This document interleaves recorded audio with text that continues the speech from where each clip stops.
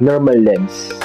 Ang normal lens po ay tinatawag rin bilang standard lens dahil ang na-review po nito ay katulad ng kung ano ang nakikita ng isang tao o yung normal vision ng isang tao.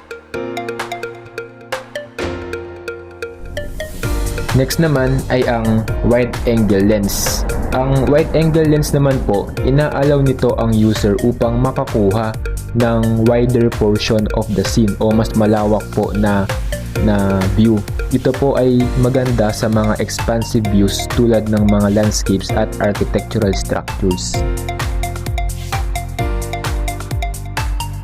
Next, we have macro lens. Ang macro lens naman, ito ay isang specialized type of lens na design para sa mga close-up photography.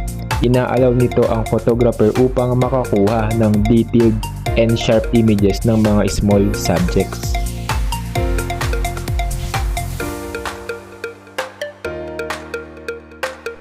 Next naman ay ang telephoto lens. Ang telephoto lens naman ay isang specific type of camera lens na kung saan meron siyang long focal length at ito po ang nagiging dahilan kung bakit nakakapag-capture ito ng distant subjects with clarity and detail. At last, ang zoom lens. Ito ay isang versatile na camera lens kasi inaalaw nito ang photographer na i-adjust yung focal length nito depende sa lapit o layo nung subject niya.